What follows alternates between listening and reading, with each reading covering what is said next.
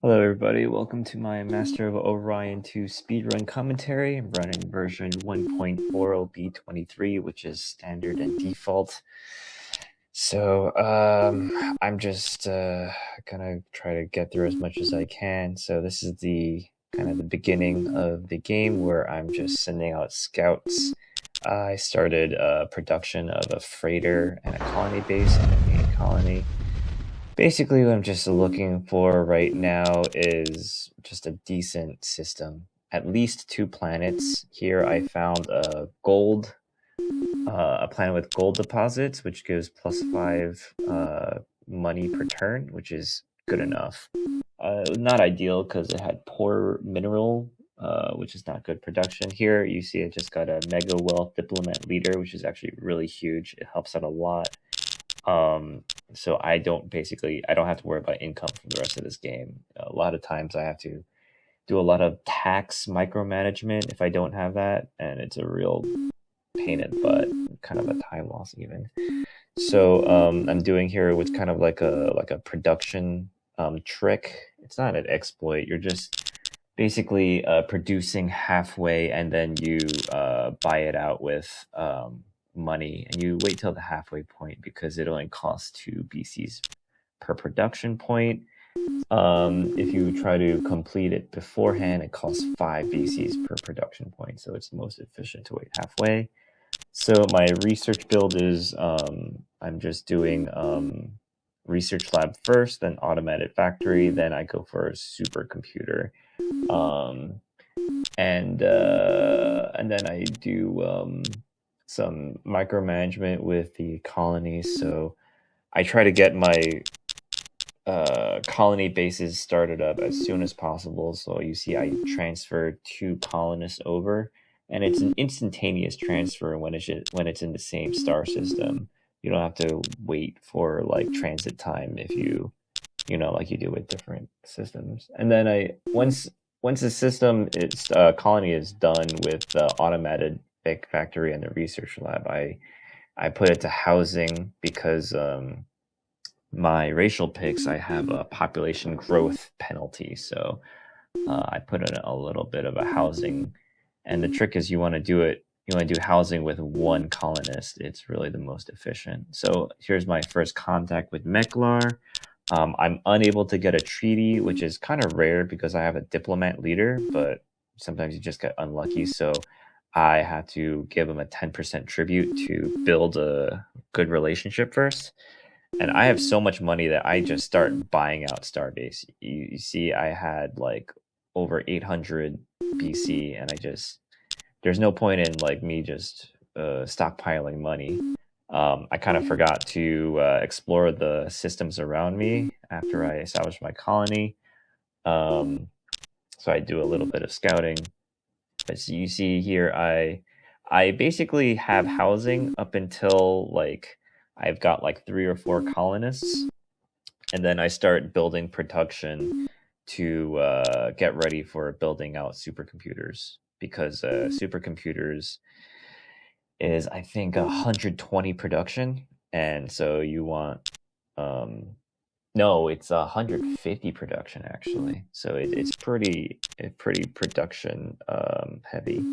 I do build out a couple of spies because the impossible AI loves to just spy on you as soon as possible. So you got to defend yourself in the early game because they will like destroy your starbase. They'll destroy your like buildings and steal all your tech. And you don't want to give them research lab. You don't want to give them supercomputer. Like if you give them research buildings, it's really bad. Never give the enemy AI research lab, supercomputer, or auto lab, unless like it's like the end of the game, or you're like really desperate for something.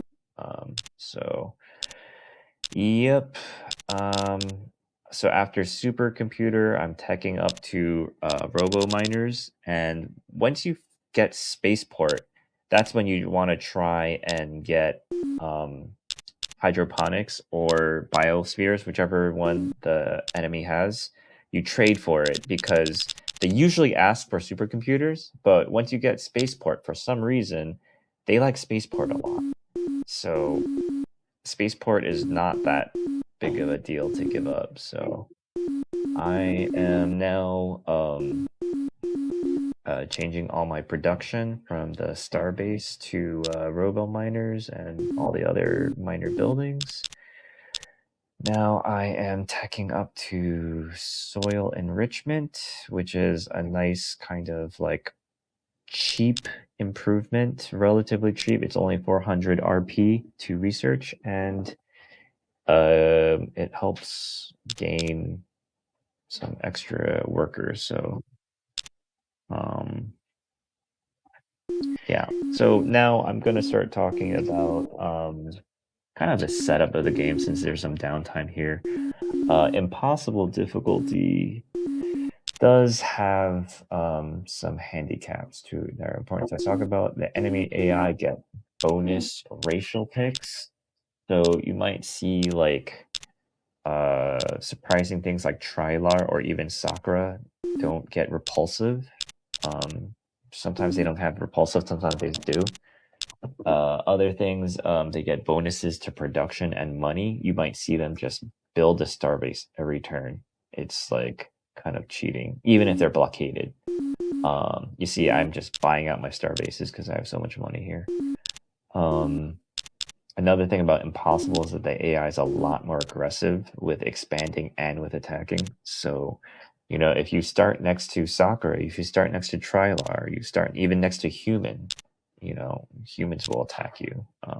I got here really lucky just now. I got the Mentox, the Auto Lab leader, which is huge. That saves me quite a bit of time, both researching the tech as well as, getting it this early means that I will be able to get over. I'll just finish everything earlier on a turn base, which is nice because the longer the game goes on, the more likely I'll get attacked by the enemy. Because it is impossible difficulty. I've noticed, like after turn 350, I'm like, no matter what, I'll always get attacked. It doesn't matter what happens in the game. I just 350, the game, either I beat the game or the game ends me. And then talking about racial, so I'm just kind of right here. After I teched soil enrichment, now I'm teching. I think I got EMG first. That's the engine targeting modifier on missiles, and then I'm teching up to Zortium armor on chemistry. That's important because you want to be able to get MERV on your Merculite missiles to kill the Orion Guardian. Now I'm just searching for Orion while I'm building up production for the cruisers that I'm going to be making. After I get Zortium, I move to tech ion drive because basically my cruisers need to shoot the missiles point blank on the Guardian. If I don't have ion drive, my ships don't move fast enough to get to that point blank range. So now I built an outpost ship because I didn't find Orion with my iridium fuel cells. Another reason why I want Consortium armor is so I can get iridium fuel cells. And there it is. I'm looking for it. I'm getting really lucky here. Antaran hasn't attacked me in the last 50 turns. That's really good luck. Now I am going to tech to Phase Cloak, which is what I need to invade Antaran. So now I'm designing the Orion Guardian killers. So I'm putting everything on the Merculite, all the mods, including the Engine Destroyer mod, which is really important. Because you basically only need to do 24 damage to the engine and it explodes. So I don't even bother researching neutron scanner. Like not necessary. You don't need to do that much damage. So 4 cruisers is how much I need, and that is how many I am producing. After I produce, I don't really need to do anything, so I just kind of leave it on trade goods because I don't have enough command points for 4 cruisers. It's going to put me in the command point deficit, which is really expensive. I don't really bother trying to get trade treaties with these other races that I discover because I'm going to be getting rid of my outpost. So there's really no point in me, because once I get rid of that outpost, I'm going to lose contact with those races. So I find Orion to my relief, because this is a really good run so far. I'm not getting attacked. I have good neighbors. I've got good treaties. I've got the auto lab leader. I got the diplomat leader. Like, this is a really good. So this sucks. I have to build a second outpost, which is like really not ideal. Like, if I need to micro this much to find Orion, to access Orion, like, usually I kind of give up here. But the run is going so well at this point. I'm still like, it's still only like the 11-minute mark. So I think if I get past like the 12-minute mark and I still haven't reached Orion, that's when I kind of give up. But you know, it looks like I'm going to reach Orion before the 12-minute mark, and that's good. I save here because it's pure RNG whether I get black hole generator from this fight. So the first cruiser gets destroyed by the plasma torpedoes. The second cruiser just barely survives death ray. I use it to self-destruct to take out the shields. Then you see I move up point blank to unload the Merculite engine missiles, and it just destroys it very easily. I did not get the black hole generator from this run, so I give it another try. This time, I manipulate the RNG seed by changing the way I attack. So you can see I move my cruisers in a different configuration. And you can see that numbers are changing. The Guardian moves in a weird way.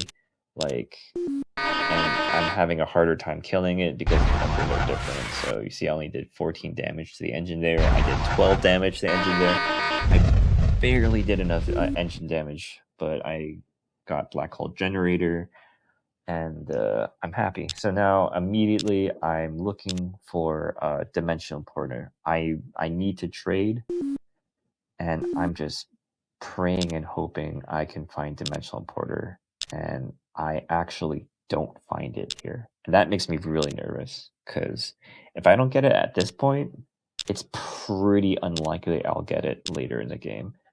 But the run is going pretty well so far. The most important thing is that Antares hasn't attacked me, and I haven't been attacked by my neighbors yet.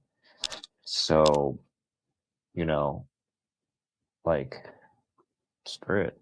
Like, I'll keep trying. Maybe Dimensional Portal will show up. This is actually a really unlucky trade session. Usually I can get like nice techs like a Holo Simulator, or, you know, even Antimatter Drive. Like, they don't even have Antimatter Drive yet. Like, I'm like really confused. Like, they don't even have Microlight or Nano Disassemblers. Like, there's no tech for me to trade for, so kind of sucks. So I'm kind of here wondering, which leader should I get? Do I get for money, or do I go for the research leader? And I decided I don't need money. I'm good on money. I'm just gonna get the research leader. That's me doing a little bit more diplomacy, so maybe Alarians don't attack me, because Alarians are actually pretty aggressive. If they spawn next to you, they will attack you, but she's actually kind of far away from me. It's just my neighbors are Silicoid and Meklar. So you can see Draconis is pretty far from me, so I think I'm safe from her.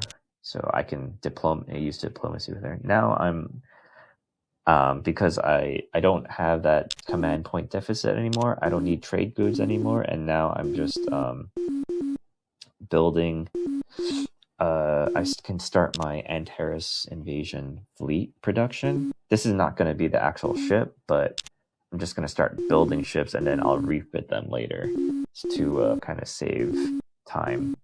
So this is how it starts.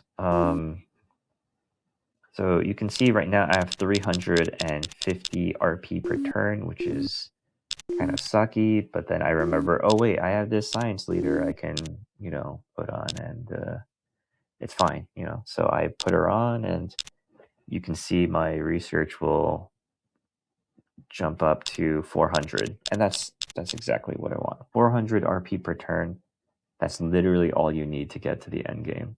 So, especially since I got auto lab early, I'm looking at probably like a turn 325 invasion. So now I'm just kind of making sure I probably shouldn't do this. Like, why am I putting on warp interdictor? Like, if someone attacks me, like the run is over. Like, there's no point in doing it. But I don't know. It just makes me feel safer for some reason. So,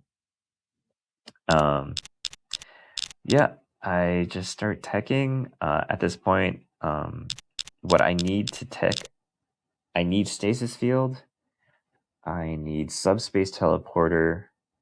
I need phasing cloak. I need antimatter drive, actually. Because I need to move to the yeah. I don't know why I'm like doing this macro. Like, I'm just wasting time at this point. So I'm just kind of like evening out the production. I want everyone to produce battleships at like the same time, roughly. So that's good. So basically, I want to finish production of 3 to 4 battleships by the time Phasing Cloak starts, because it takes usually around 50 turns to finish Phasing Cloak with 400 RP, and basically that's about how long it takes to produce a battleship. So it lines up nicely.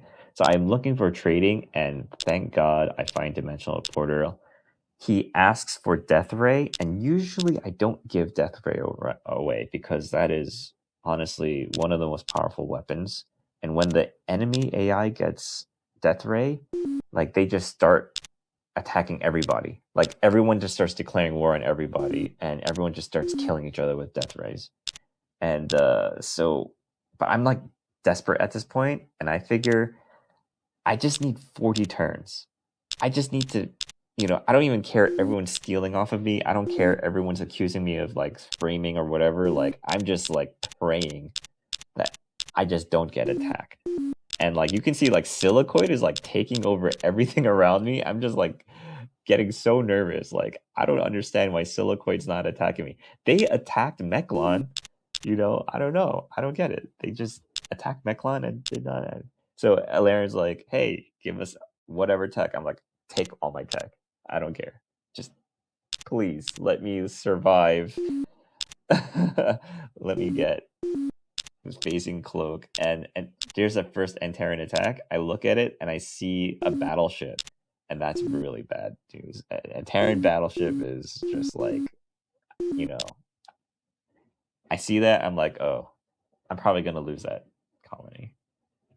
So now, Phasing Cloak is finished, and I can redesign all my battleships to have, Phasing Cloak and Subspace Teleporter, and I have Black Hole Generator and Stasis Field. And that's all I need. And I'm just like, okay, refit everything. I can probably do this in like 4 turns. And luckily, Silicoid doesn't attack me, Meklar doesn't attack me, Alarian doesn't attack me. I'm lucky. Silicoid especially, I'm surprised. Like, it's like 50-50. Like, half the time they kill me and half the time they just leave me alone for the whole game. I don't really know what's up with their AI, but yeah, like it's really interesting. Like some races, I just don't even bother playing out. Like if I spawn next to Sakura, I don't even bother playing that run out. I just immediately restart. And here, you can see the Antaran battleship attacks, and I fail this defense. Which is not the capital, actually, thankfully enough. But I have to like rebuild the dimensional portal because that was the colony that was building it. I was like, oh, okay. But yeah, I'm able to refit 6 battleships, which is the perfect amount. After turn 300, you need 6 battleships because there will be 6 targets. So you see there's 5 ships and the Star Fortress. And so you see with the subspace teleporter, I'm able to reach the fortress in 1 turn, which is really nice. And that's why I need antimatter drive. Without antimatter drive, like you can still reach it in 1 turn, but it's like you have to go through like the bottom. Like it's weird. It's weird, and sometimes it doesn't work because if there's like a battleship on the bottom, then it doesn't work. But here there's a cruiser on the bottom, so it would work. So I wait. I black hole, I stasis, and then I wait for my ships to recloak, and then I just wait and I release the stasis, and then I wait for the black holes to destroy the targets. I do, and that's the end of the game. So. Boom.